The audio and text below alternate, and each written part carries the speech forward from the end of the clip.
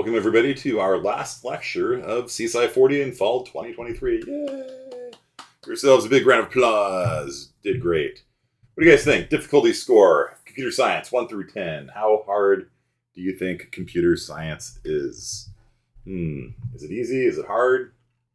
Is it hard first and easy later?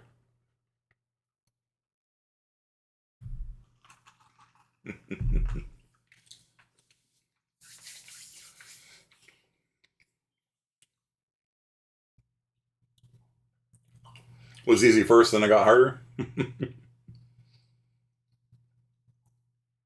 What about algebra? How hard was algebra when you started doing algebra? How hard was calculus when you started doing calculus? Right? Like, when my daughter started learning, like, I don't know, like subtraction, she was like, this is too hard. I'll never be able to do this. You know? And then the only class I rely on, the tutorial center, I wish somebody had told me it was basically learning a language. I think I did. It's pretty close to learning a language, right? And so today, you guys are going to get to learn your second language. So algebra is easy, but calculus is difficult. It is like learning a new language. And like all things, you have to stay on the grind for it. If you do not practice, if you do not write code constantly, it will be very hard. And it's hard for everybody. Humans don't think like computers naturally for most of us. And so you have to kind of get on that grind and rise and grind, you know, and work on it every day. That's why I give you guys the Zybooks. It's not there for busy work. It's there so you get your hours of practice in. Okay? It's like in my Japanese class, we started with 45 people. And I guarantee you every person in that class was a weeb. You know, like every person in there like wanted to be able to like read and write Japanese. They could watch their anime and understand it, you know, and read manga and things like that. And every class, I wrote down how many people showed up. I counted every class. And it was just this linear graph going down through the semester. And the reason why it went down was because the teacher's like, I can't memorize things for you. You have to memorize the vocab and the grammar. You know, I can help you, but like I can't do the memorization for you. You actually have to put in the hours, and it is a grind. I am not good at languages. That's why I study them. I am terrible at languages. My wife is a genius. She's like a mynah bird. She can just hear something and then repeat it back. I'm not. And so C++ is essentially English. Today we're going to be learning a second language. We're going to be learning Java today. Okay. And you might think that well, it took us all semester just to learn C++. How is it possible we could learn Java in a day? Well, the good news is Java was intentionally designed to be C++ 2.0. Okay. Now, Bjarne Stroustrup has made his own sort of 2.0 version of C++, called C++ 2011. But Java was designed as something where you can take a good chunk of your C++ code and it'll just run in Java. Like Java and C++ are about 80% in the same language until you get into like the standard library and the differences between the standard libraries and things like that. But it's very close language-wise. And so all you really have to do to learn Java is you have to learn what makes it different from C++. And the good news about this is that it'll make you more employable. We're going to spend one class learning Java. And then if you practice it, and all of these things require practice. There's, just like my Japanese teacher said, I can't write programs for you. I mean, I can, but you won't learn anything. You know, and if you copy programs from, you know, the interweb or have ChatGPT do it, you're not learning either. You have to stay on that grind. And the good news is, if you learn it, like by the time you finish this class, you'll know C++, pretty much you know C, although, you know, C people would dispute it. You pretty much know C at this point, and you'll know Java after today. C# is Microsoft's version of Java. So you will know 4 out of the 5 top programming languages in the world. Python's easy to pick up. You can pick it up in a day or two. JavaScript's kind of a nightmare. I don't recommend learning unless you want to get into web dev. PHP is also kind of a thing. SQL is good to learn. Assembly language. Look at Scratch. Scratch is coming on fire here. But this class will make you more employable. Okay. And in fact, I worked as a professional Java programmer, and I did so after being a C++ programmer, and I just sort of like picked up Java. It's not hard to do because it was deliberately designed to be easy for C++ programmers to sort of transition into it. Okay, the single, like the single thing you do most of the time when you're a C++ person learning Java is you say, "How do I make a HashiMap in Java?" Right? And you're just like, "I know how to do this thing in C++. How do I do it in Java?" And then you're like, "And there it is. Boom. All right, cool." It's very similar to unordered map, except instead of being called unordered map, it's called HashiMap, right? And there you go. That's how you do it. And that's basically all it really takes. There's a little bit you need to know, and that's what we're going to talk about today. Okay. So while you guys think that computer science is hard, after you've stayed on that grind and you look back at it, you're going to be like, okay, it's not too bad. Okay. I just promise you, you have to, if you put in the time, you will be rewarded. And the reward will be money. So basically money. Maybe satisfaction. Maybe you get that sense of inner pride from having created something useful, or maybe you write a program that other people use and you feel pride. But mostly money. That's it. Average salary for programmers in America now are $120,000 a year. That's nationwide. That's not in California. California, sorry. So, So this class today will make you employable. All right, let's get going. So, Java. There we go. Boom. All right. So, there are many different kinds of programming languages out there. Second best kind of reward, money. What's the number one kind of reward? Glory, exposure, pride, fame. What do you think, Luke?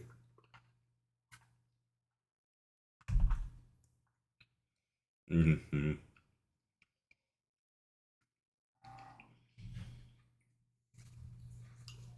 Okay, so we're going to learn a brand new programming language today. And before we get into it, a little bit more intro. This is one of those lectures where you probably fast forward about 10 minutes in. There's different kinds of programming languages. There's actually 45 different genres of programming languages, of which probably the most important 5 are here on the screen. Some of them we've talked about before. Functional programming. Remember how we had that lecture a while back on functional programming? Basically, you don't have side effects. Everything has input and it gives output, and you don't modify, you don't mutate global state. You don't have global variables. You don't output things to the screen. And if you do that, then there's all sorts of really nice benefits that come about from coding that way. And you can do this style of programming even in C++. So C++ actually is a multi-genre programming language. You can actually do object-oriented programming in C++. You don't have to, though. We haven't been doing much of it this semester. We've done a little bit. Object-oriented programming is when you have structs and classes and all the brains are in the class and the struct. Right now, what we've been doing is mostly what's called procedural, the second bullet point here, which is where your brains are kind of in main, and main kind of runs from the start of main to the bottom of main, and it might call a procedure, which is a fancy name for a function that doesn't return anything. You might call a procedure and it does stuff, and then it returns back into main, and then by the end of main, you've solved your problem, you've loaded your Pokemon, had them fight, done. Okay. That's what we've been doing, and that's kind of the C way of doing things. I've had the professor that I TA'd for didn't like the fact that I taught C++ as a procedural language. He thought main should be one line of code, where that one line of code calls a class, and the class does everything. I respectfully disagree. C++ is a multi-genre programming language. You can do functional programming in it. You can do procedural. You can do object-oriented. Can't do reflection, though. So reflection's pretty cool. Reflection is when you do something like, say, like, hey, C++, tell me what member functions exist on this class. And that's useful because then you could like test them. So like if this member function exists, run these tests on it. And then when the programmer writes the member function, then the test suite is like, oh, that thing exists now, and it'll call it. Can't really do that right now because if you try calling a function that doesn't exist, it doesn't compile, right? And so in a reflection language, you do things like you can take a struct, it has 5 or 6 different member variables in it, and say for every member variable in the struct, write it to disk. That's useful, right? Then you don't have to like write your own like serialization, deserialization routine. You can just be like, hey, for every member variable in the struct, write it to disk in like a JSON file or something. Done. And so reflection's nice. It's been under development in C++ for a while. I want to say at least 10 years, probably longer. They've been talking about it. Like I was at CPPCon and we had meetings on it that I went to, and I was kind of giving my use cases for it. And there's no like I don't know. I don't know when it's going to happen. Reflection at some point should hopefully happen in C++ someday though. And then finally we got these scripting languages. So scripting languages are neat. They allow you to really quickly write a program at a very high level and do things very quickly, writing like very low programmer effort quickly, not runtime quickly, but like it's very fast to just knock out a program and have it do stuff. And you can automate your tasks. You can automate your life if you use scripting languages. And one of my programmers, one of my students rather, in my first class of students that I taught, he was paid by a real estate agent to look up in the MLS real estate database properties in Fresno that have been on the market for like 6 months in a certain price range in these zip codes. And he would put them into a Word document and mail it to her, and she'd pay him a little bit of money every week. And he realized he was just doing the same steps every week. And so what he did was he got a scripting language and he put all the different steps into the scripting language. And every week at 5 o'clock on Friday, it would open up the website and do the search and filter it and copy all of the different hits, over, and then email it to her, put it into a Word document, email it to her. And then she would send him some money. And after he moved to Sacramento State, she's like, oh, it's going to be really sad. You're not going to be able to work for me anymore. He's like, no, it's fine. I'll keep working for you. Oh, but you have to focus on your studies. Like, no, it's fine.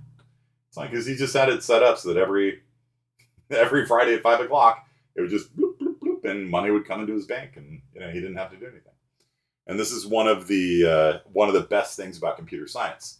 Is like if you think about every other field out there, you basically get money proportional to the amount of effort you put out, right? There's very few fields where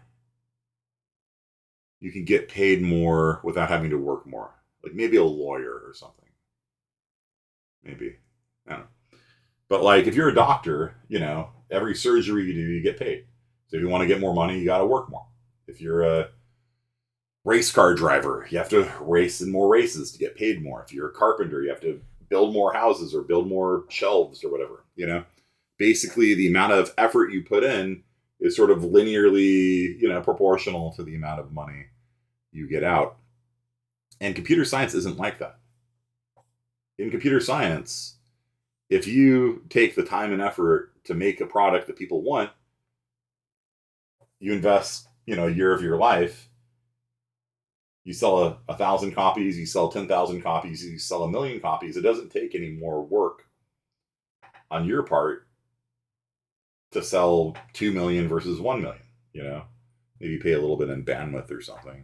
But at that point, you're making millions of dollars. Who cares? You're got to upgrade your internet plan, a little bit. You guys understand? Like, computer science is really about the only field I know where you can sort of detach the effort in and the money you make out of it. And scripting languages are a really important part of that. So if you can make a product that people want, people will just hand you money. You're meeting the needs. It's basic capitalism. There's a need for something. You see it, you make it you can hack together a website in a day. You know, a friend of mine wrote various tools for like stockbrokers because he worked as a stockbroker and he was a computer science guy and he knew what kinds of things they needed. And what they needed was, like, if they're following Coke or something, if they're searching for Coke, then, you know, to see if they should invest or sell or whatever. If you search for Coke, you're going to keep getting the same top hits every day, right? You're going to get the website for Coke, which isn't what you want. What you want to know is, did a fire break out at a Coke factory or something? Because you need to know that before the other people so that you could short Coke before other people do. And so what they were doing was they would Google Coke and then they would scroll through like the 7th and the 8th page of like the hit results trying to look for, you know, something new on the results. And so he made a tool that would simply record the results from one day and repeat the search the next day and see what's new. And so like if something shows up on page 20 of Google for Coke, like, oh, there's a workers' strike going on, then it would highlight that for the stockbrokers. And so he made, you know, 20,000 a year. Just, you know, it wasn't like hugely successful, but I would rather have 20,000 in my pocket for doing nothing than not. I don't know. Do you guys disagree? Like, like, how many people here would just like to get 20? Like, it took him work, and he had to be smart, and he had to make the product. But after he made it, just every year, just money flew in.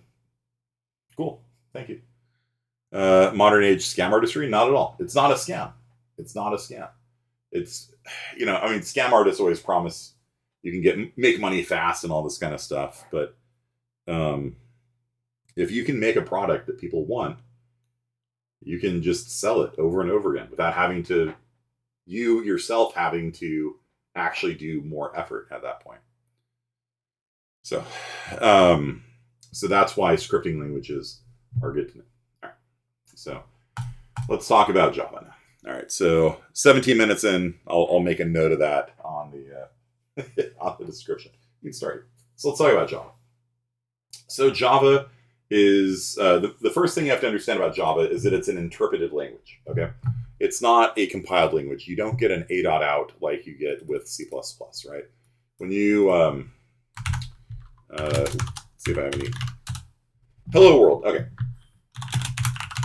So here's Hello World in, well, with a little extra stuff in here. Here's Hello World in Java. Hello World. Okay. So just comment all this stuff out here. And let's just comment all this stuff out because this doesn't really matter right now. Okay. So here is basically Hello World. Okay. So this looks kind of like C++, right? Kind of. Except instead of cout, it's system.out.println. It's a little bit different. Not too hard to learn. Main, instead of it being int main, it's public static void main. And instead of the command line parameters that you're used to in C++, it's an array of strings. If you guys haven't seen command line parameters in C++, it's in your Zybooks for this week, which you're due on Sunday. So pay attention to that. And then the thing that's definitely different is that everything inside of Java is inside of a class. And the name of the class here has to be the name of the file. So we are in a file, Control-G, we are in a file called helloworld.java. And so the class inside of this file has to be called Hello World with the same capitals and everything. Okay, so we've got this program here. Anyone want to guess what it's going to print to the screen when I compile it and run it? Hello World is correct. Very good. So you compile the program using Java-C. Java-C is the Java compiler. Okay, so we hit that and nothing happened. Wait, it's just like C++. That means it was successful. If I forgot something, like if I forgot a semicolon, by the way, doesn't this look like C++? You have to have semicolons, you have to have curly boys, right? If I forgot a semicolon, then when I try compiling it, it says error semicolon expected at the end, right here, at the end of system.out.println on line 18, right? Look very similar, right? So we use Java-C to compile it, and then to run it, we don't have an a.out. It does not make an a.out. It does not make an executable at all. This is where Java is different from pretty much every other language out there. What it does is it creates this hello world .class file. Okay. It just created this thing here. Okay. This is, for all intents and purposes, our program. But if I try running it, it won't. I can't run it. It's not an executable. What it is it's a program that runs on the Java virtual machine. And so in order to execute my program, I have to run the Java virtual machine, which is called Java. So if I just type Java by itself, it gives you all the options here.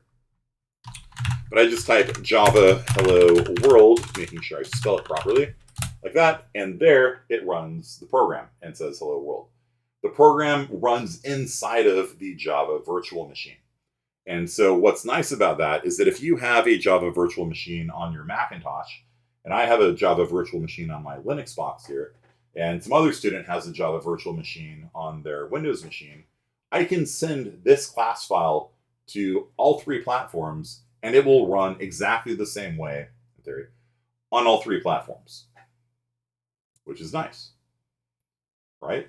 It's actually kind of annoying to port something from Windows to Macintosh, Apple, iOS, Android, Linux, Windows. It's annoying, actually, to port your software from one platform to another, to another, to another. Okay? So, with Java, the phrase goes, you only have to write your program once, and then it can run anywhere. It's something of a lie, but there's a large amount of truth to it. Okay? There is a large amount of truth to it. You can basically write a program once and have it run anywhere. Mostly. Usually. Almost always. Okay. So, you guys understand? So we got a program here, and we compile it using Java-C. We run it using Java, and other than that, you're basically pretty similar to C++, okay? So when you compile something, you get a .class file. That's like your executable, kind of, sort of. Okay. And then you type Java, and then the file name without the .class on it. So what happens is it creates this .class file, and then this runs on top of the JVM, the Java virtual machine. And the Java virtual machine interprets your .class file and runs the program for you. And what's nice about this is that the Java virtual machine actually does bounds checking and things like that. So if you've ever gone out of bounds inside of C++ using like a C-style array, right? If we open up main.cc here, okay, we'll just leave that priceless treasure there. Okay, integer array 10. If we see out array square bracket 30, what is that going to print to the screen? I know we're getting a warning. Thank you, Ben. What is this going to print to the screen? We print out element 30 when array goes from 0 to 9.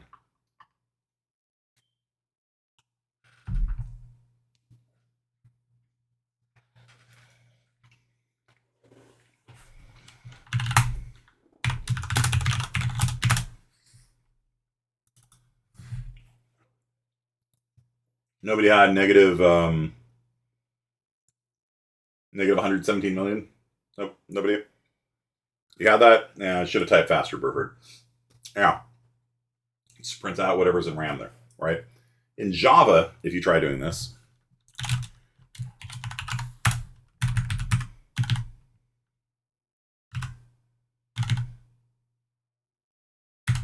let's make this of size 5. Okay. You guys see what we're doing here? We're making an array of size 5, and then we're going to go out of bounds. Watch what Java does. Right. I copied that out. Let's just set it to 42. All right.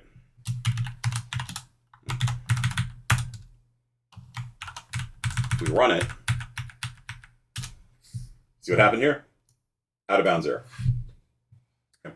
Every time you read and write to memory in Java, the Java virtual machine double checks to make sure that you are accessing memory that is within bounds. You cannot go out of bounds in Java at all. And so Java is really a good language if you want slow and safe. Slow because you can't turn off those, you can't turn those checks off even if you want them to be off. Even if you want to be fast, you can't. They're always going to do those checks. Safe though, because there is no way to turn off those checks. You are always double checking your memory, always. And so that was like a big selling point to a lot of business customers, because for them, they don't care how long it takes to deposit a check at the bank, right? Like, oh, it took 7 seconds instead of 9 seconds. Or, but, with C++, there's a possibility that when they deposit a check, we accidentally give them $3 billion. You know what I'm saying? Like, banks do not like the idea of, customers just accidentally getting $117 million in their bank account. You know what I'm saying? Like, it is a nightmare if you are a bank, if you're using C++, because there's always a possibility you're going to read and write to RAM that is out of bounds. And then who knows what happens. So with Java, you can guarantee every time you read and write to RAM, it is going to be within bounds. Guaranteed. Slow and safe. Whereas in C++, fast and unsafe is sort of the default. But I teach you guys slow and safe by default. I teach you guys to use vector.app, right? Like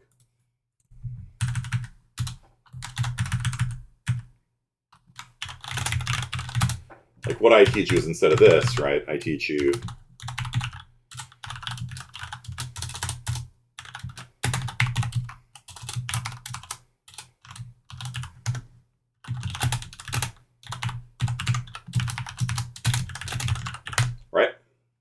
guys slow and safe. But the benefit of C++ is that if you ever needed to, you can go to fast and unsafe. Like once you've been convinced that your code's not going to crash, you can actually switch to square brackets, which you clearly in this case you should not do, but you can switch to a faster version if you want fast. Okay? But I teach you guys slow and safe by default. Okay? It's part of the C++ way. You see how very similar this is, right? In Java, hey, you accessed index 10 out of bounds from 5. In C++, you accessed element 30, which is greater than or equal to the size of the vector, which is 10, right? It's very similar. I actually have adopted the Java philosophy for CSI 40 because new programmers screw up all the time. New programmers go out of bounds all the time. And so having these checks always turned on is a good thing. Like, if I rewrite this using square brackets and I compile the code with address sanitizer, I need the safe standard library. Yeah, there we go. Right. So it will detect it, right? Like, so even if I use the square bracket version, it'll actually detect that I went out of bounds and kill the program, which is good. You do not ever want to read and write to RAM outside of your boundaries. So I've got everything set up on the server. So there are multiple layers, multiple levels of safety and security, which is basically giving you guys the safety and security of Java while still retaining the ability to be fast, which Java loses. And that's why Minecraft Java version was replaced with Bedrock. And somehow became worse. Okay, so here's Hello World in Java.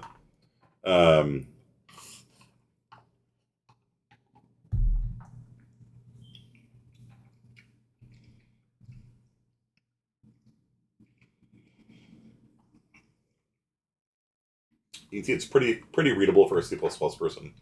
The starter boilerplate is kind of different. The boilerplate is a lot more verbose actually than C++. Modern Java, actually I think the latest version of Java, made it possible to have a little bit less boilerplate, simply because the day one experience.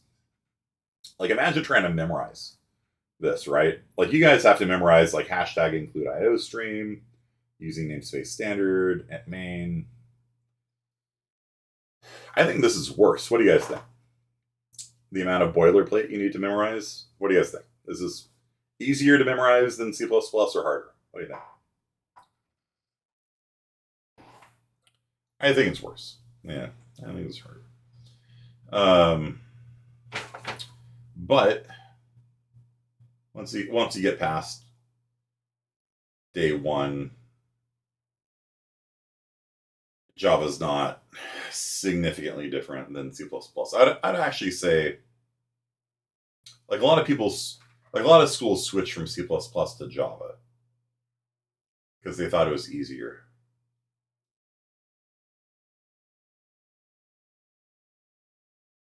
I think at this point, C++ is actually easier. I'm just going to throw that out there. I actually think C++ is easier for first semester computer science than Java.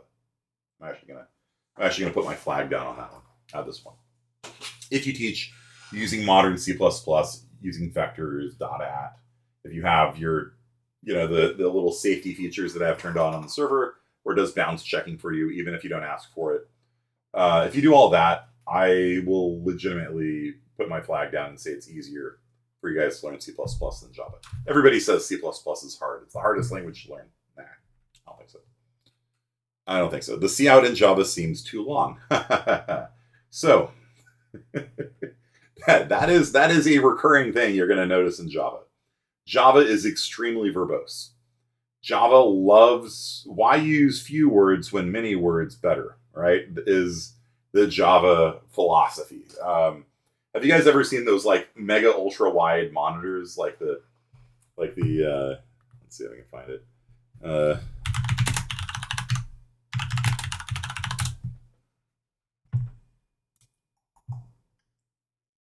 Like these things. Have you guys ever seen these before?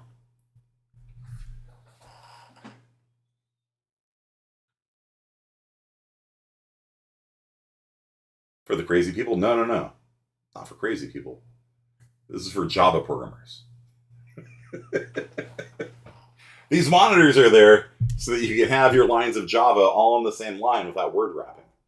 Like that's like I am only slightly joking about that. If you look at some existing code, I don't have anything that bad. Java Jeopardy.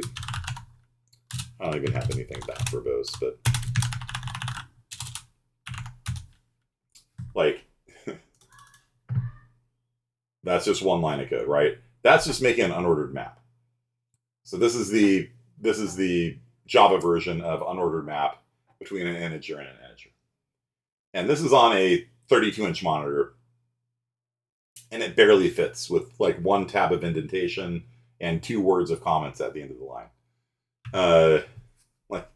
These are like very basic lines of Java. I've had Java where I've had a new inside of a new inside of a new inside of a new, like 5 levels deep, and the line really needs one of those ultra wide monitors to fit on one line, otherwise it word wraps. And in Java, like you just get used to your lines of code being so long, they just word wrap 2 or 3 times. Java, I used to joke, has under the table agreement with keyboard manufacturers because they wear out keyboards so fast. Yeah, Java is just a very verbose language. They just like more words. Public static void main, right? System dot out dot println. All right. So yeah, but this is Hello World in Java. All right. So what I've done for these next few slides is I have highlighted the things in red that are different between Java and C++. And I have in white the things that are the same or kind of the same in C++. So in Java, you can make a variable of type int, right? So inside of, let's go back to our hello world.java. Watch this. Integer x is equal to 10. Does that look like C++ to you?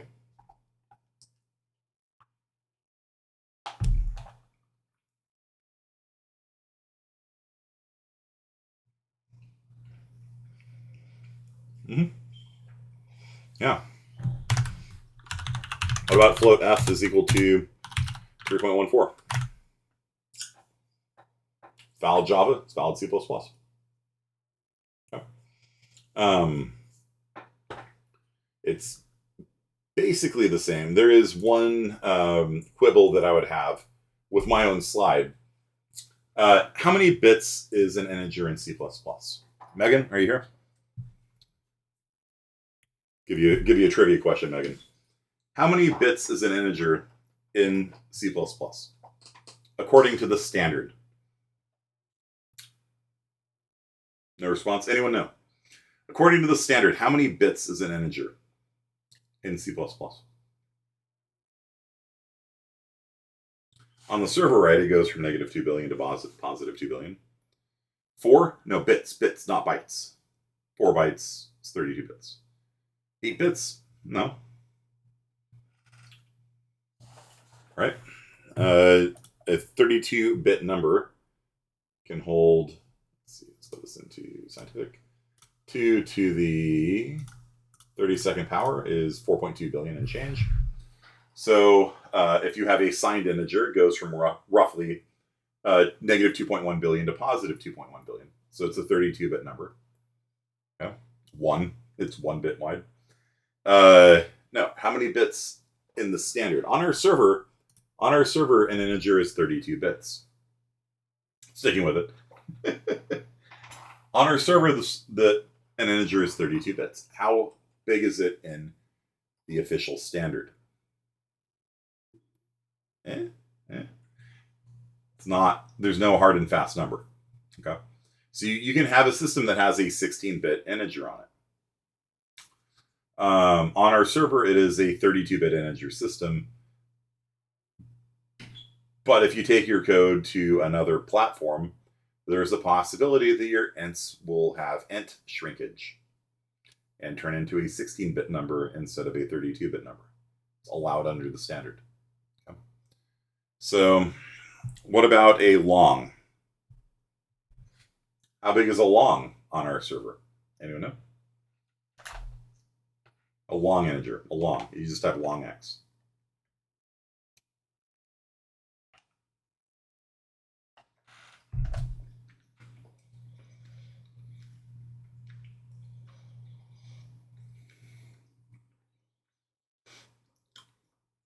We have 2 votes for 64.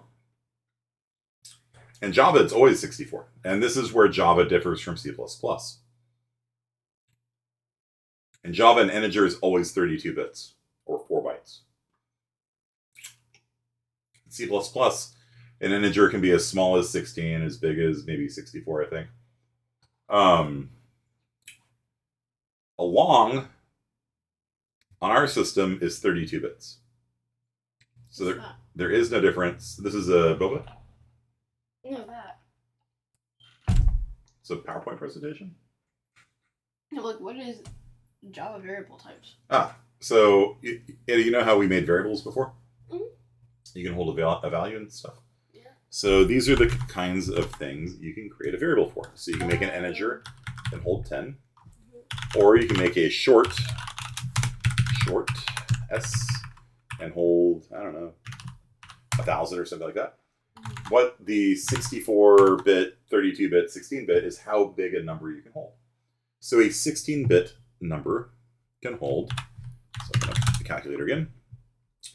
A 16-bit number can hold 2 to the 16th, or 65,536 possible values. And if it's signed, which means you have positive numbers and negative numbers, you can hold a number from -32,768 to positive 32,767. Why is it specifically 32,768? Because that is 2 to the 15th power. Okay. So every time you have a bit is either true or false, right? So if you have 1 bit, how many different numbers can you hold? If you have 1 bit, how many different numbers can you hold? True or false? How many different numbers is that? 2. If you have 2 bits, you can hold true, true, true, false, false, true, and false, false. How many possible numbers can you hold? 4. If you have 3 numbers, true, true, true, true, true, false, true, false, true, true, false, false, false, true, true, false, true, false, false, false, true, false, false, false. How many different numbers? Follow the pattern. 8. Okay? I'm chewing. You're lost? No, I'm chewing. For every bit that you have, you can hold twice as many numbers possible. I'm eating a snack. So if you let's see, binary. Actually, let me just pull up the calculator here. Let's put this into programmer mode. So if I have binary 111, that's the number 7. That's the highest 3-digit number that I can hold. 7. The lowest number I could hold would be 0000. So for 3 bits, the smallest number you can hold is 0. The biggest number you can hold is 111, which is 7. So you have 8 possible values. 2 to the third power. 2 to the third power is 8. If you have a 4-bit number, 1111 is the biggest number you can hold, which is 15. And that's hexadecimal, incidentally. And so you can hold numbers from 0 to 15, so there's 16 possible values for a 4-bit number. Every time you add another bit, that extra bit is either true or false. You double the possible number of values you can hold in it. So if you have a 32-bit number, there are 2 to the 32nd power possible values you can hold, which is 4.2 billion and change. Now, if you have positive and negative numbers, half of those numbers are positive, half of them are negative, rounding, one way, rounding up for negative, rounding down for positive. So,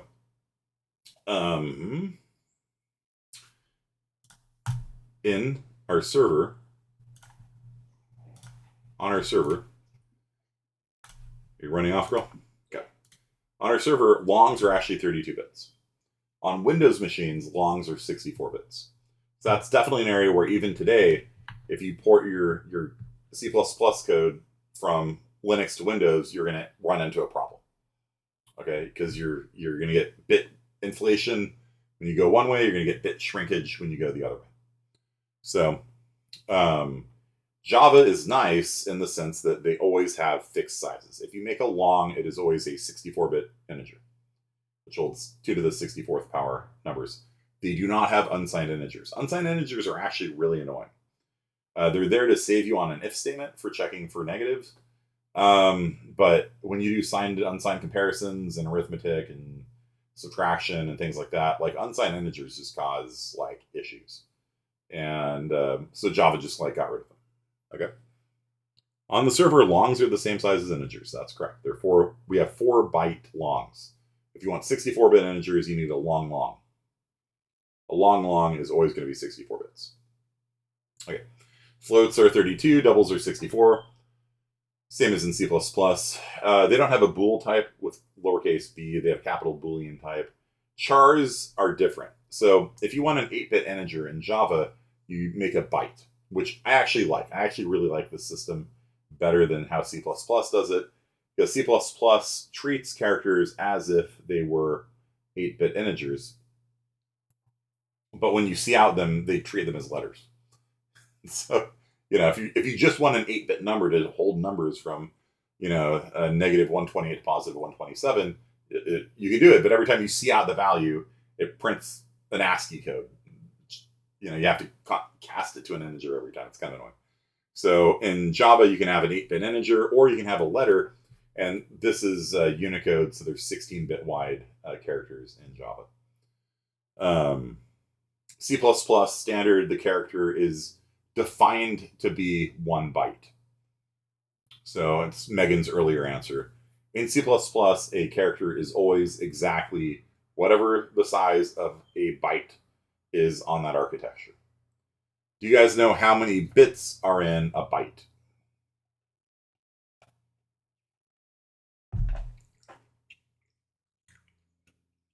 Four?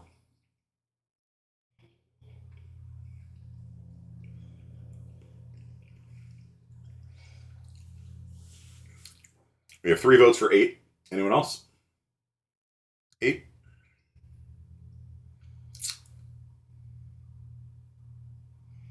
What if I blew your minds and told you some architectures have 256-bit bytes?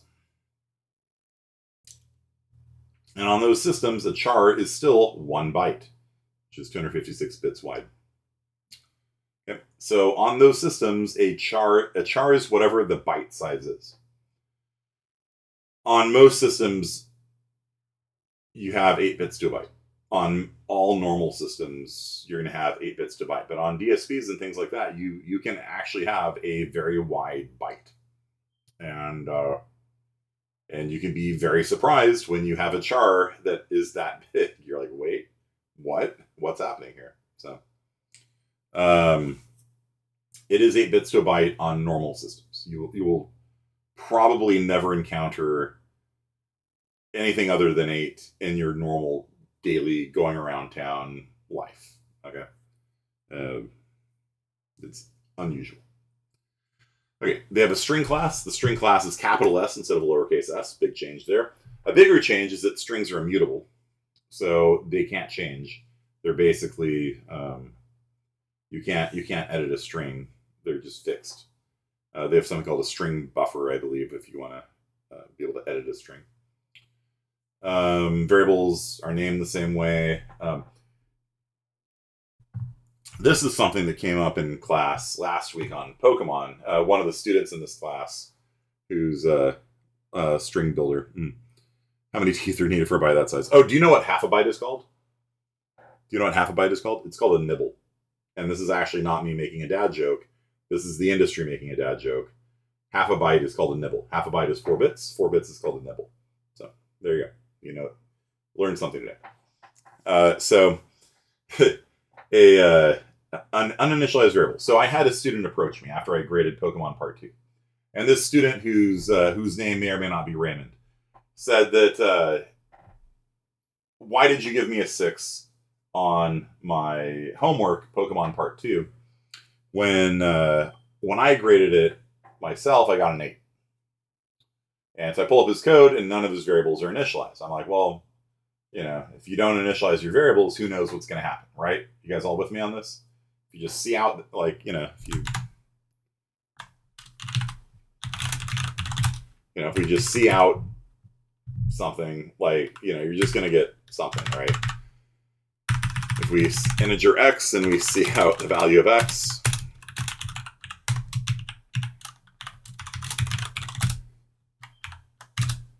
we got 0, and then we incremented it twice using the beauty of double plus plus x plus plus. So I got my job here. 15-minute lecture on how to add 1 to a number. There it is. So this value here is uninitialized. Now in C++, it will very happily compile and run the code. But the number that you get is undefined. This is undefined behavior. You do not know what value is actually going to get printed. And this student, who knows which student this is? Who knows who it is? It's unknown what student this is. He had uninitialized variables, and he was using them like this. And I'm like, well, that's probably why, you know, I scored you as a 6 and you scored it as an 8, is because the numbers were wrong some of the time. And he's like, well, I can guarantee that, you know, they're always going to be initialized by the time I use them. And I look at his code and I'm like, no. there are pathways through your code where it's not going to initialize that value and you're outputting it. So this is one of the reasons why I hammer with you guys, like, always initialize your variables. Even if you think they're going to be initialized later on, just set them to 0 or something. You know, so you will always get the same result. You know, it's one of the worst things in computer science for your program to run and get different results every time you run.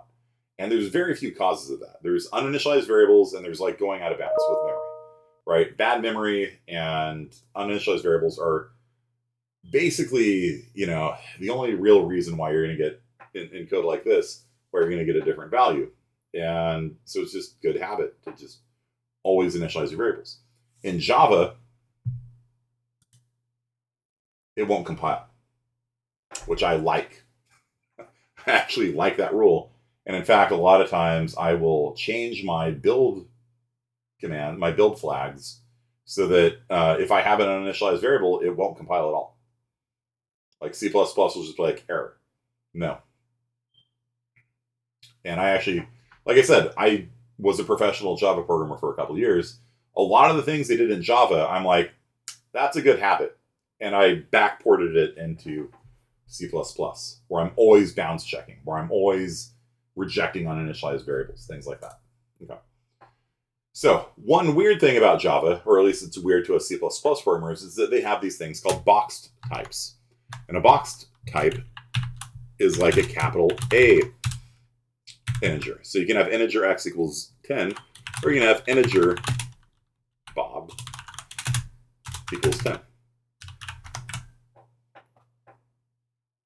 What's the difference between int x and integer x with a capital I?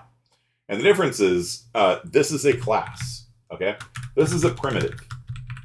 This is a primitive, this is a class. And so what's nice about a class is that classes have member functions on them. And so you can say bob.toString, for example. And that would give you the string, double quote, 10. Do you guys understand? You can't do that with x, right? If you try doing x.toString, x is just an integer, man. Like, it doesn't have any member functions at all. You can't do that, okay? You cannot call toString on x. It doesn't work. Won't compile. But you can convert Bob to a string. And so you'd say like string s is equal to, And so if you're gonna like see out something or something, you can convert things to strings. You can write them to disk. Basically, every class in Java has a .toString function, which is really nice. It's a function that I like on Java very much. Everything can be converted to a string. Makes saving things to disk very easy. Just go through all of your member variables, call toString on them, and dump them all to disk. All day. Yeah, so these are basically interchangeable. Like, you can set Bob equal to x, you can set x equal to Bob.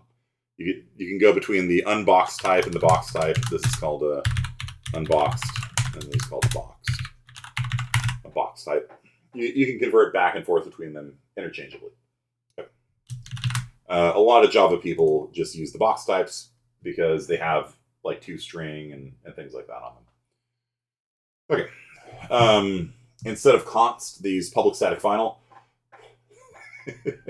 Because it's Java. It's Java. Why use few word when many word better? Yep. So there is no const in Java. There is public static final.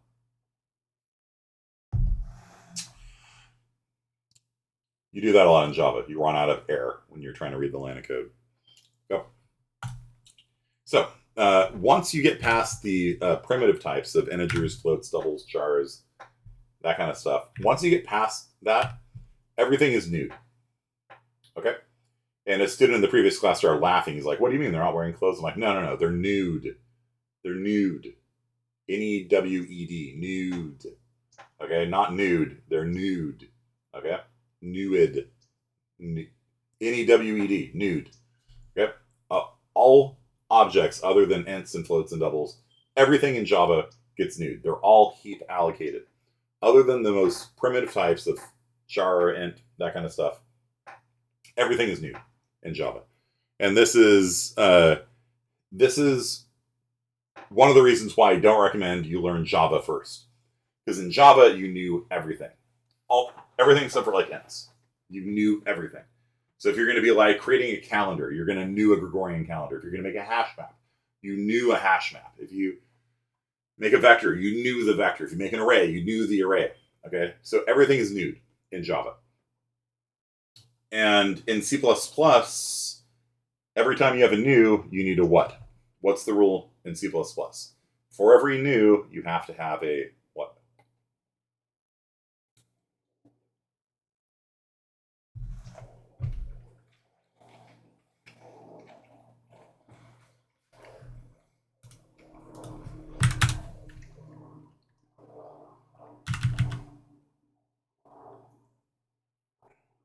Old. No. Delete. Look at my code here in Java. There's no delete. In Java, you knew everything except primitives. You knew everything and you never delete them. Everything gets nude. Nothing gets deleted. Okay? This is why it's so bad for Java people to go from Java into C++, because they try to new everything in C++, and then they don't delete things and they get memory leaks left and right.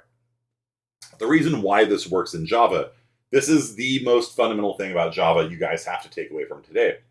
It's the notion of the garbage collector, the GC, as they call it. What happens when you're playing Minecraft, Java version of Minecraft, is every so often the garbage collector runs.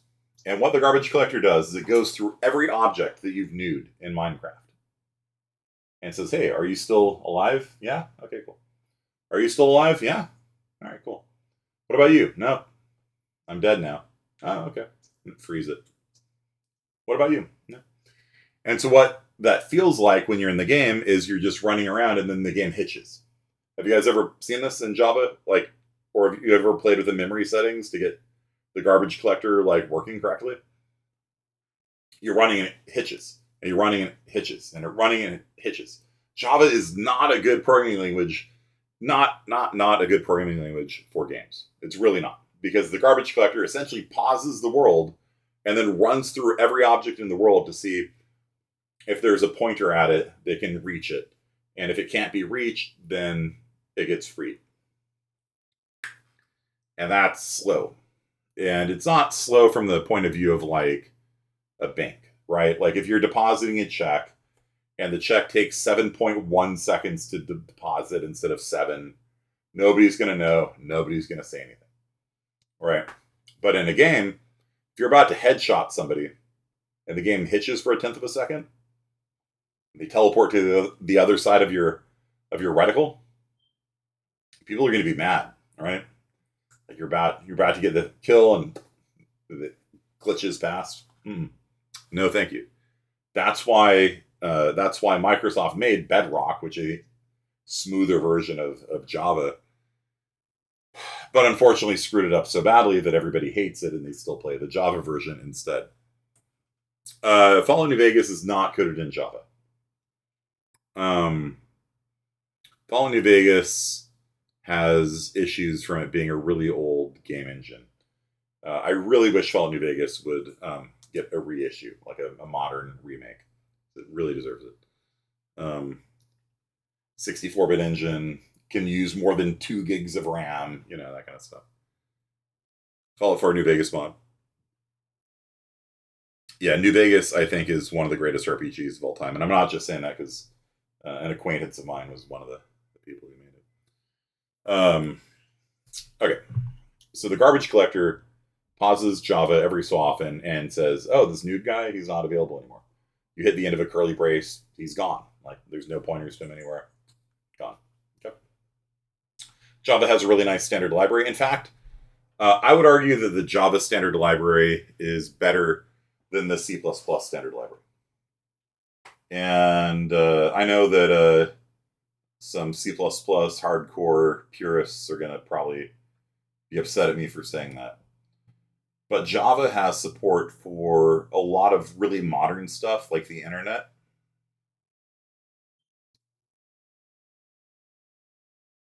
And mouse support. And the ability to play a sound.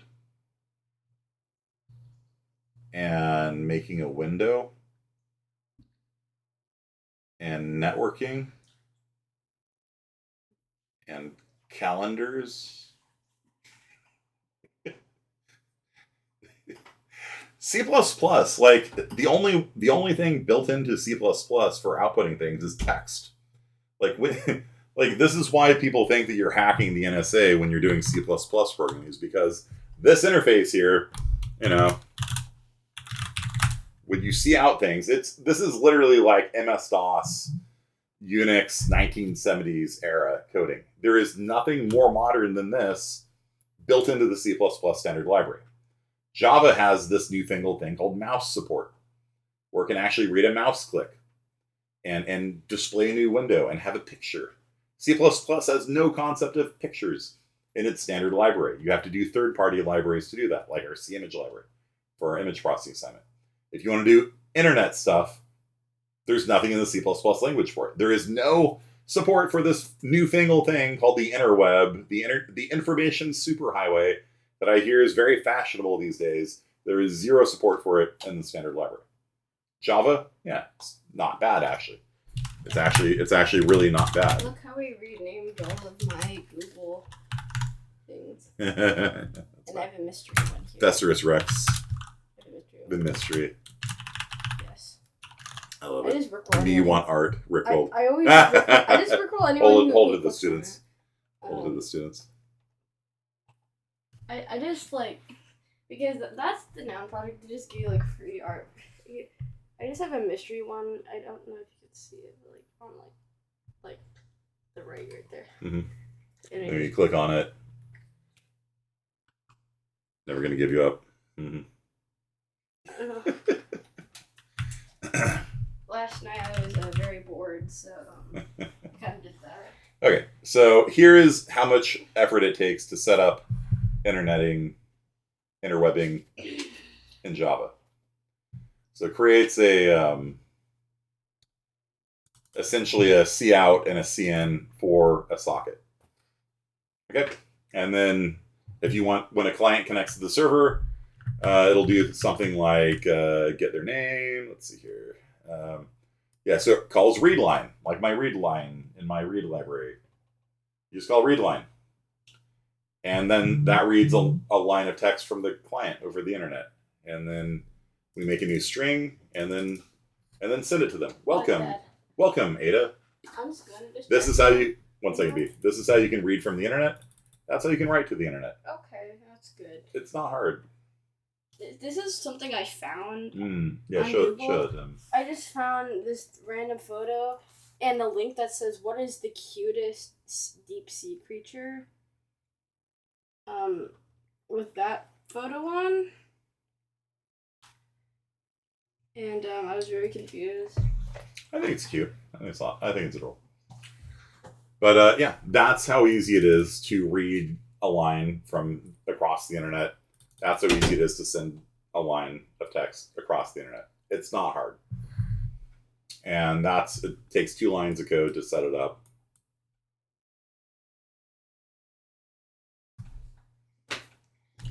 Don't want to tell you. There are definitely some things in the standard library that seem like they should be in there, but every time I've had a conversation about this with people who are like in the know, they're like, oh, we don't want the C++ standard library becoming too bloated. We don't want to put too much in there. I'm like, it would be kind of nice if like standard like things like opening a socket, common tasks that people want to do. That's kind of the point of the standard library, is to make common tasks easy. So, yeah. So Java has a pretty nice standard library, and in a lot of ways, it's better than the STD. Still STL. Okay, so Java functions are exactly the same as in C++. They take a parameter list and they return a value or not. The only difference is everything in Java has to be inside the class. So you cannot have a free function. If we come back to our hello world up here, you can't, like Bob here has to be inside of the class. It like nothing. I'm missing a curly boy.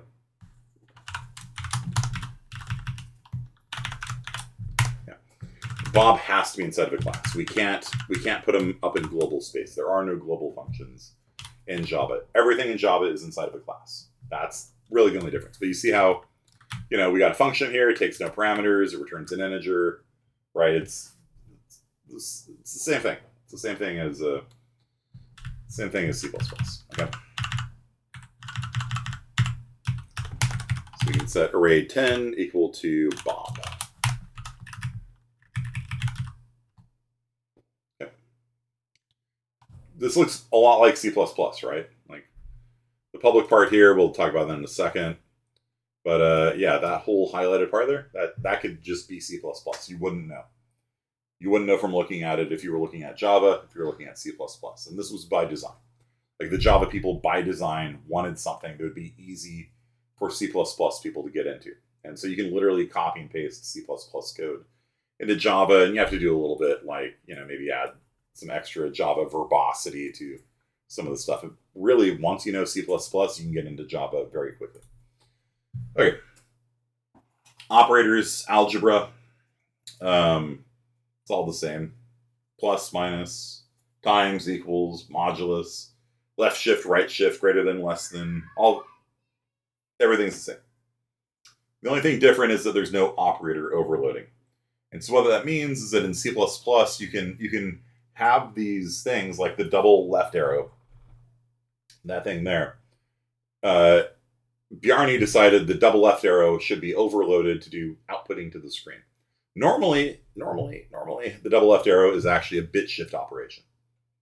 So what this means is, I close the calculator. What this means normally, and this is one of the reasons why C++ people don't always get along with C people, is because if we have 0, 1, 1, 0, let's say, if we left shift this 3 times, if we left shift this 3 times, you see that? All the bits move 3 to the left. We had 0, 1, 1, 0, and then we moved it 3 to the left. The double left arrow does not mean output. The double left arrow means left shift. Take all the bits in a number and move them left. And Bjarne's like, what if we just overloaded that operator to have it print things instead? And so C people still get mad about that because they're like, no, it's the bit shift operator. It's not the print out operator. It's the bit shift operator. And they're still salty to this day. Java does not allow you to use double left arrow for anything other than bit shifting. So, what do you think blobfishes look like? I think blobfishes are cute. No, in the deep sea. I think they're super cute. And then the double right arrow, instead of being for input, if we right shift it 3 times, then it moves all the bits to the right. Okay. So, we'll learn more about XOR, bit twiddling, bitwise OR, bitwise AND, RIP, bitwise, and Fresno, right? Jake Soberhall and Irma gonna probably do some jail time. We'll see. What? There's a company, or a former company, called Bitwise. And this was named after Bitwise operations in C++, which is represented by the single vertical slash, not double vertical slash. Bitwise XOR is the caret. Bitwise not is the tilde. Bitwise Fresno is the equivalent of the bitwise not operator. So, federal criminal complaint that they used buildings they didn't own as collateral for loans, and yeah, we'll see what happens there. I've met both Jake and Irma before.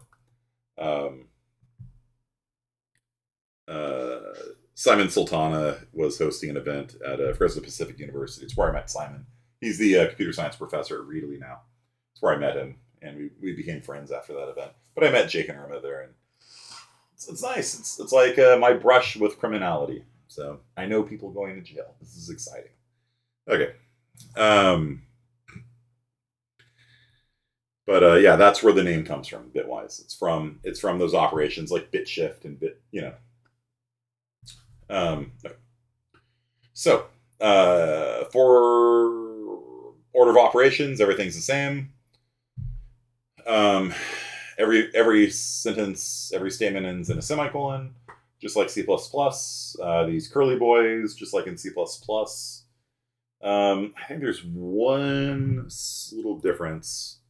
Yeah, if statements are the same, if else is the same, switch statements are the same, while loops, do while loops are the same, for loops are the same, range-based for loops are the same, break continue is the same, return statements are the same, functions, like I said, you can take C++ code and just dump it into Java, and unless you're using the standard library, your code's probably going to work. There is one place, though, where it will not work, and that would be something like, let me compile this first, jabac, hello.java, that's Java. So let's print line,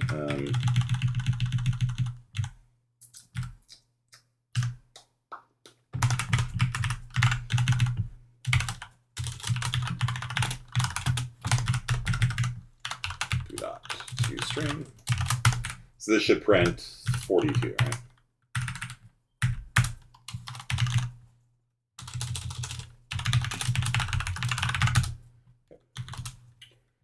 So there is one difference, and that is this. You cannot say if foo. I believe. Let me double check that. Yeah, does not work. So Java does not allow you to put an integer by itself into an if statement, which I find to be annoying. So you would have to say if foo is not equal to 0. It's verbose. I don't know what to tell you. Like they like more typing. That's all I can tell you is they just want you to type more. So that's one place where Java and C++ diverge a little bit. It's not hard to fix. Porting code from C++ to Java in general is like there's just little things like that you have to fix. And then most of it is just like, okay, we have this thing in the standard library of C++. How do we bring it into the standard library of Java? They have an unordered map. It's called hash map. Okay, cool. You just sit there and you just kind of like, how do I do? Okay, that, and you just translate it. It's not bad at all. It's not hard. All of the core language is the same. Okay. With the exception of like little things like that. Or, integers always being 32 bits and they're always signed. There are no unsigned integers. There's little things like that it does take work. I'm not saying it's 100% compatible. It's like 80% compatible, and then you have to do a little bit of work fixing it up. Okay. You guys tell me, do you think this function here is Java or C++? And assume that you've done the appropriate hashtag include CMath, or in Java, like you said on chat here, they have import instead of hashtag include. We'll talk about that in a second. But do you think this is Java, or do you think it is C++?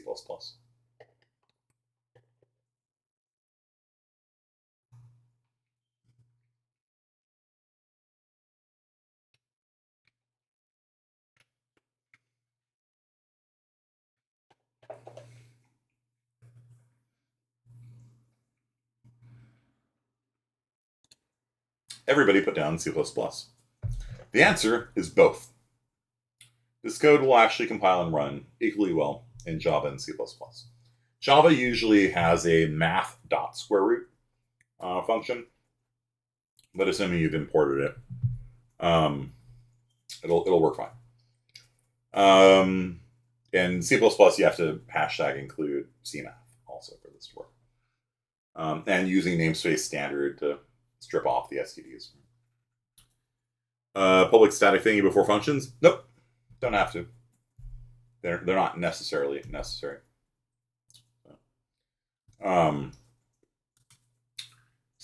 Usually this would be, you'd say public, public static, so you just call it without having it be a member function. But no, this is fine. If you do not provide a privacy setting on Java, it defaults to something resembling private. All right. So, again, everything in Java is nude. So if you were going to make a variable of a class that you've made, you always have to nude it. Everything's heap allocated in Java. The only things stack allocated in Java are primitives. Int, float, double, that kind of stuff. Everything else has to be nude. Okay. And this is something that's kind of annoying for C++ people, because you try making, you just want to say jobs, bit field jobs, semicolon. And in Java, it is not allowed. If you try doing that, like if you try just making an array of size 10, right, like that, try doing that, then it gets mad at you. It doesn't allow it. You have to nude it.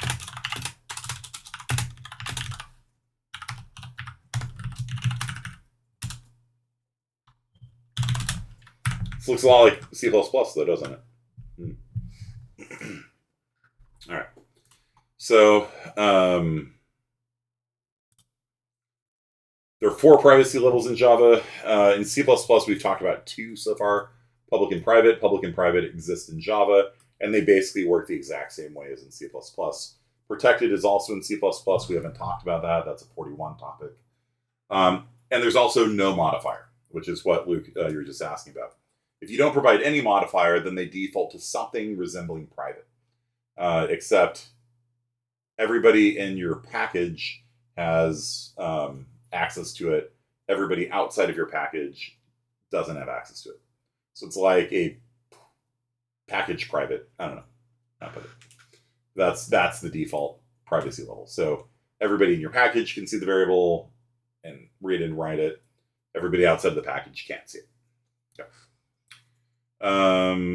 They don't have the arrow operator. They only use dot operator. And the reason for that is because there are no pointers in Java. Or more precisely, everything in Java is a pointer, but it just pretends like it isn't.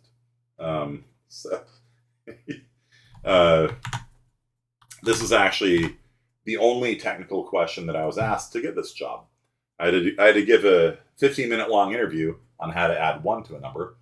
And the only technical question that I was asked at my job interview was, what is a pointer and when would you use it? So I gave the C++ answer. And then the professor from Reed Lee College asked me, do they have pointers in Java? And I said, no. But sort of yes. So sort of, everything's a pointer, sort of.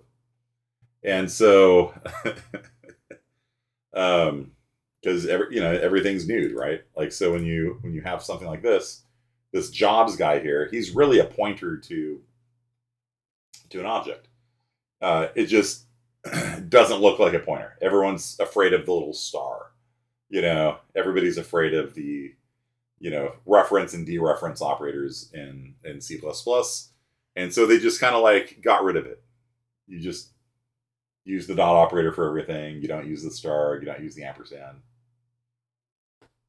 But everything's really under the hood. Everything's a pointer. Like you could say jobs bitfield jobs equals null pointer. You can set it to null in Java. And that's fine because it's a pointer. It just doesn't look like one in C++. So technically, they're nullable references in Java.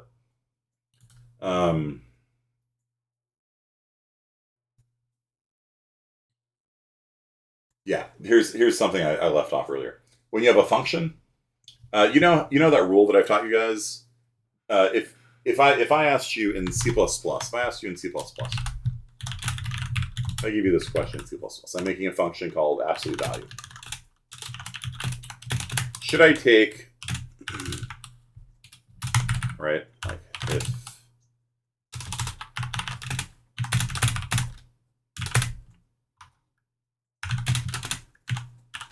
right, should I take, so basically if you pass in negative 42, it returns positive 42.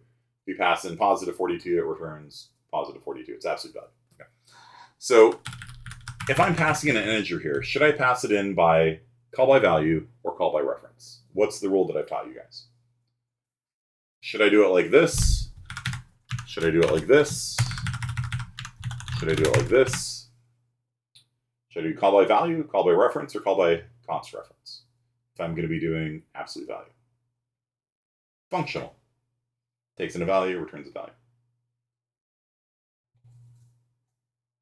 Megan's not here to see the use of the ternary operator, so it's okay. The rule is, for primitives, call by value. Okay. So, oops. That's how you should do it. But what if we are passing in a vector? Should we pass in a vector of integers?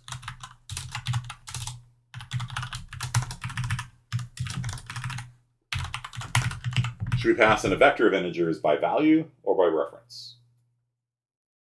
When you pass it in by value, it will duplicate that entire vector. Should we pass it in by value or by reference? What's the rule?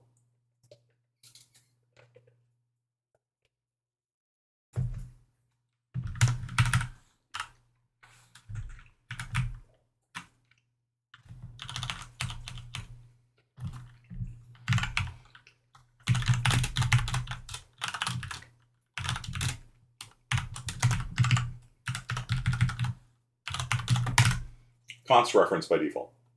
Okay. You don't want to duplicate a vector if you don't have to. If I'm giving you a gigabyte of data and you just duplicate it and then throw the duplicate away, for no reason, you just wasted a lot of time. Okay? So that is the rule of thumb that I teach my students. And that rule of thumb is actually the rule, not of thumb, of the hand. I don't know. It is mandatory. It's the rule of the fist. You have to do it this way in Java. All primitives get passed by value. You don't have any choice in the matter. Every time you pass an int to a function, it gets passed by value. It copies it. Every time you pass a vector, it gets passed by reference. You don't have any option in the matter. It's just, that's the rule. And that rule I actually found to be really nice.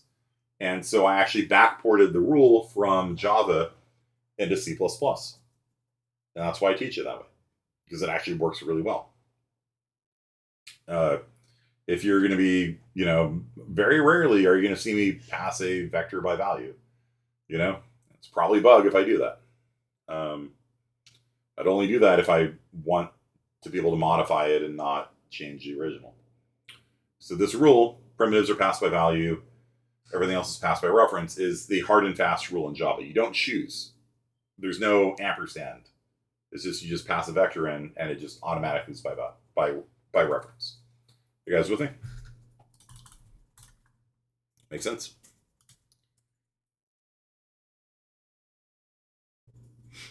Good. All right. So, here's something. This is just a quality of life thing, but I really like it. So, one of the least favorite things for programmers is reading documentation.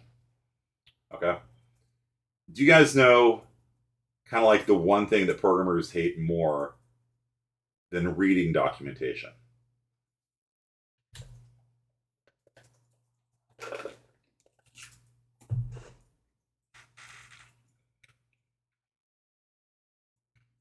Writing documentation. Mm-hmm.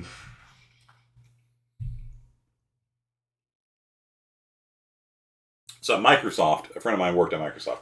Do you guys know that Microsoft has levels? Like when you get hired at Microsoft, like you're hired as a level 59 programmer. And after you gather XP, you hit level 60. Are you guys familiar with this concept? One of the ways that you get XP at Microsoft, or at least in the previous system, they've changed it since then. I don't know exactly how it works now, but one of the ways you get XP at Microsoft is by writing documentation. And the reason why they do that is because everybody hates writing documentation. And so they actually had 5 different kind of like XP bars.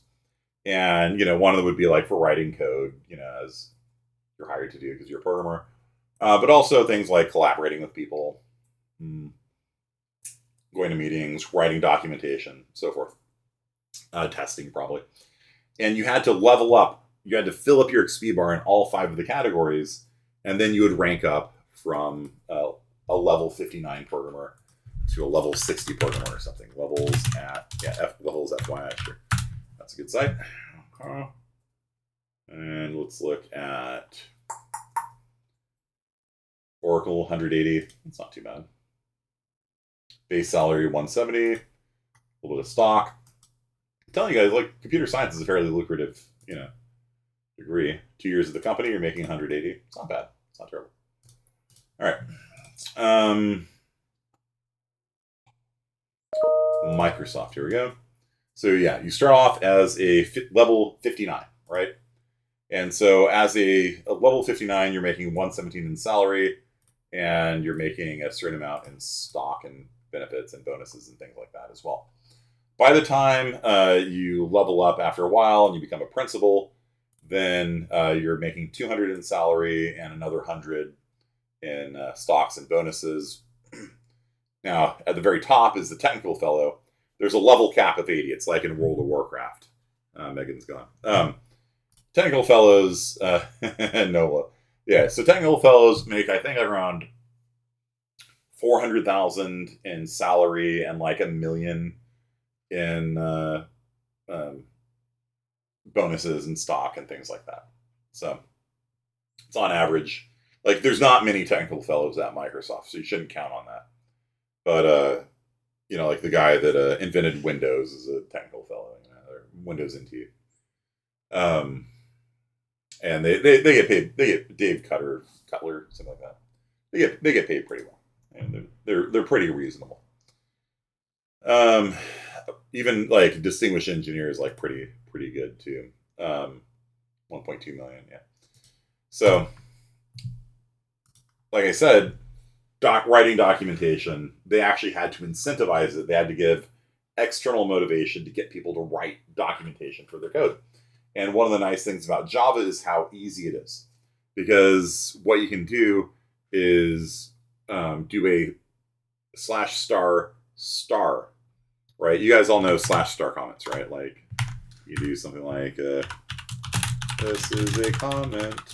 I am still a comment.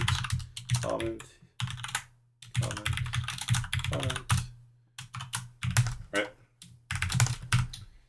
You guys are familiar with this form of commenting code? Block comments, they're called. In Java, if you do /**, that is documentation. So where you would probably have a comment anyway, like explaining this function is going to this does the absolute value of a function, yeah, something like that. If you put this above code, and let's put this back as an integer.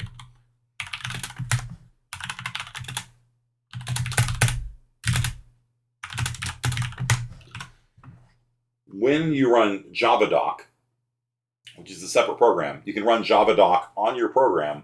What it does is it pulls out all of these /** comments, and it will make an HTML file page for you, a web page for you that has the name of the function, the parameter list, the return type, and it will put the documentation in the description on it. And so basically it'll generate documentation for you, and you don't have to like type up you don't have to hire an English major like Luke suggested, right? Just most of you guys should be, if you're not already, you should be writing comments kind of like explaining what your code is doing. And, right?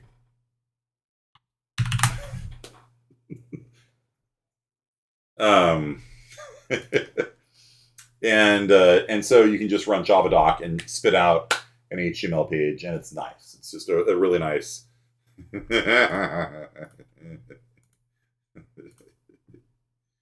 Yeah. I told you, computer science people don't like writing comments. Okay, you should though. You really should. Trust me on this.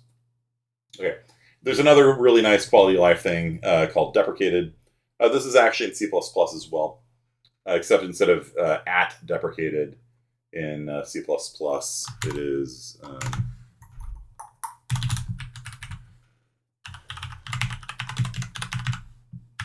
That. And then if you see out of X, you'll get a deprecation warning. What deprecated means is this function's old, it's out of date, you shouldn't use it anymore. There's a better option. And so if you deprecate a function in C++, it's like you're sending an email to people using your code. Hey, by the way, don't use this thing anymore. It sucks. It's 40 years out of date. I think you can send a message like, you should use std apps instead. So, something like that. And then if we try, let's see, what's the actual syntax for that? I don't remember the syntax.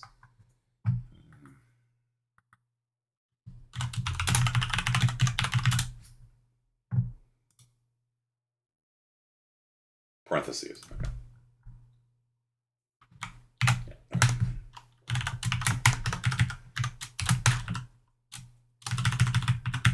And then it'll give you a warning. It'll still compile. You can still use the code, but it's like, hey, by the way, you should probably be using this other thing instead. It's better. And so you can like pass on a notification to people using your code that there's a new version of a function or something like that. It's a really nice quality of life thing. And C++ has had it since 2014. Java has had it since the beginning.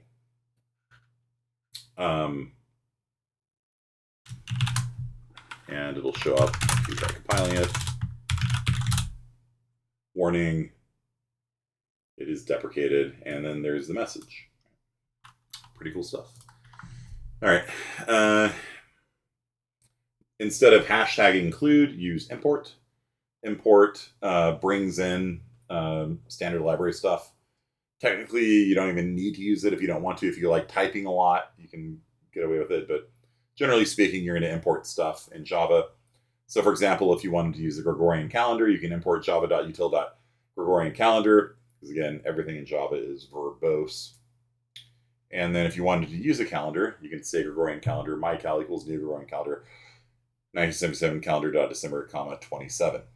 And this will create a date in Java.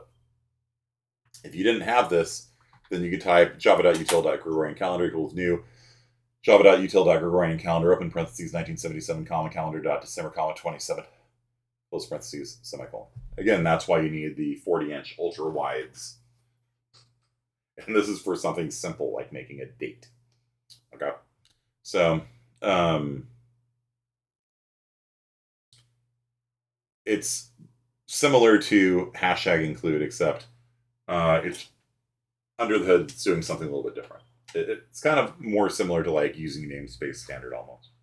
Zero.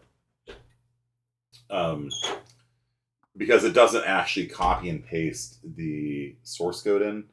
In C++, when you do a hashtag include, it literally copies and pastes the entire source code into your source code. And Java is a little bit smarter, a little bit cleaner. C++ now has an import command for importing modules, but support for it is not there. Despite it being part of C++ 20, only I think Visual Studio has import working properly. I could be wrong about that. Like G++ and Clang, it's been 3 years, guys, and we still don't have import in C++. I don't know what's going on. So, more brackets, yeah. Okay. So, here is a summary of Java, okay? So, it's an intermediate language, not a compiled language, right? You compile it, and then you can't just run it. You don't get an a.out. You don't get an executable. You have to type Java and then the name of your class, and then it runs the code. And it runs it inside of this interpreted thing, which is safe and slow, okay?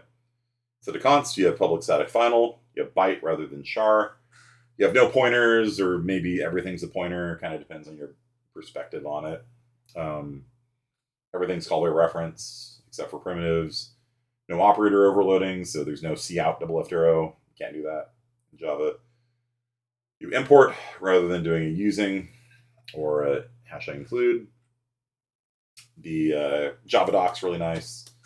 And the garbage collector is kind of nice, except if you're making a game, in which case it's annoying. It makes your games jerky and jumpy, and that's why people kind of hate Java for video games. Because you want your frame rate, and it creates these glitches, and gamers get mad about glitches in video games. Okay, so that's about it. So I'm going to push out a Java directory to you all so you can take a look at it and have fun with it for the remaining 10 minutes of class. And then on Friday, which is our final day, we'll do a little final review.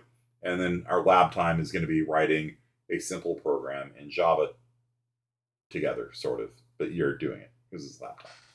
Okay. So let me go ahead and push this out right now.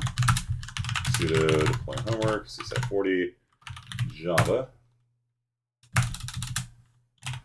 Dies from cringe. What's the matter? What was cringe? Here is a much more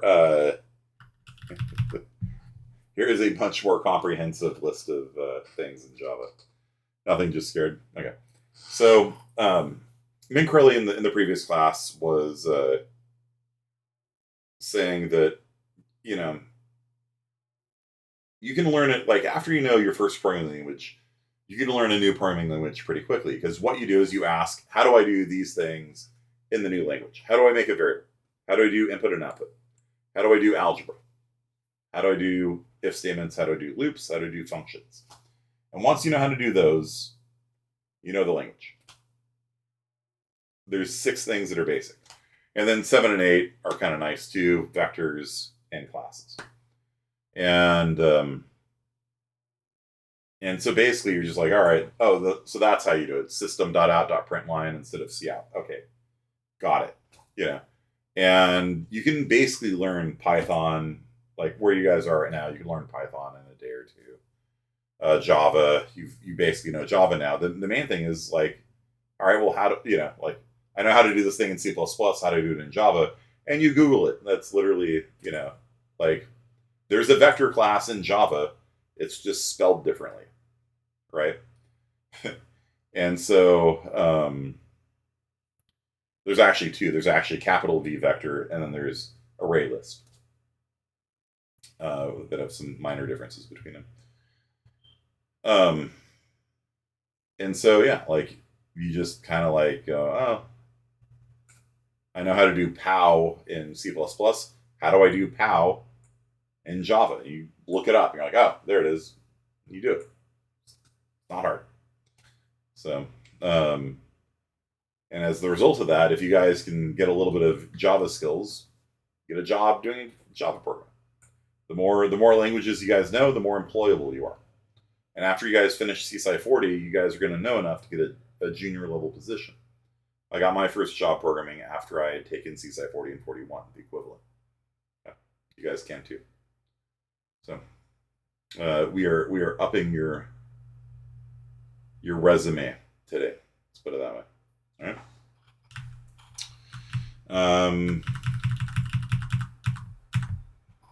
Here's a HighPot function. I don't know.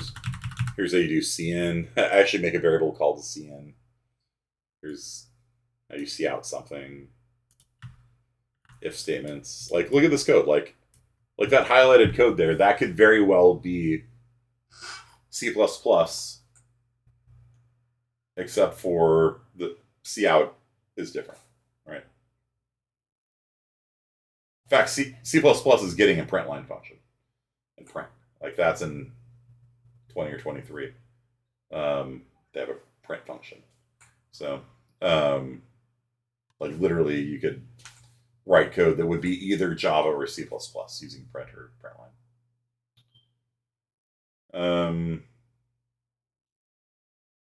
Yeah, this is a little bit weird. The way they do cin, the way they do input is a little bit weird. It's actually very similar to my read library. I would say my read library is actually superior to it, though. Because here you have to tell Java, give me an integer, and then they save that into an integer. Give me a float, and it saves into a float. With mine, you can just read, and it looks at the left-hand side, and be like, oh, you're looking for an integer? And it gives you an integer. Oh, you're looking for a float? It gives you a float. You don't have to repeat yourself. Here in Java, you have to repeat yourself. You have to have an int on the left side and an int on the right side. With my read library, you don't. You only need it once.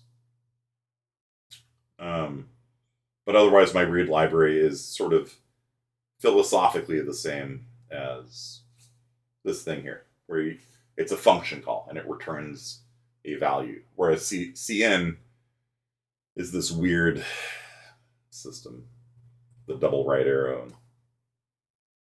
The more I use cin, the less I like it. I think I legitimately think that input should be functional, not this weird call by reference overloaded operator kind of thing. Okay, so that is it for today, guys. And remember that we're going to be doing the final review on Friday, and then your final is going to be on Wednesday at 2 o'clock. I'm pretty sure. So don't show up at 2:30. Final will probably be over by then. Okay, no class on Monday. It's finals week next week. So we'll do a little bit of a final review on Friday, but just for those of you that are going to ditch that, I think it's next Wednesday at 2. I double check that real fast. Starts at 2, not 2:30. 2 o'clock, 2 to 4. And it shouldn't take long. But you have to be here for it. So if you have work or something like that, you gotta be here for it. It's a final. All your work. If you can't make it, then talk to me and I'll set up a one-on-one interview or something like that for you. Okay. You can come in person. I would say coming in person. Yeah, the in-person final is also Wednesday at noon. So the in-person one is noon to 2, and then the online is 2 to 4. You can come to either. I would personally come to the in-person. Probably a little bit easier on you. But yeah, so that's it for the semester, people. I hope you had fun. I hope you enjoyed it, and there's no in person, and well, there's always in person. Yeah, there's in person on Friday. We're just doing a little bit of lab time. You're going to do some lab time for Java, and I'll do like a little final review. You guys set up for that. Okay. Yep. So I hope you guys had fun this semester. I hope you learned a lot. All I can say is you got to stay on that grind. Like you'll look back at this and be like, it's all easy now. But it's a lot of effort. You need to put in the sweat, blood, sweat, and tears. Just stay on that grind every day until you get good, and then unlimited power. What does it mean? Yeah, awaits you later. All right. Thanks, everybody. Peace. Yes, that's the one. Yes, this is after CSI 45 though. You'll probably age about 80 years in the 2 years of the program. All right, peace, everyone.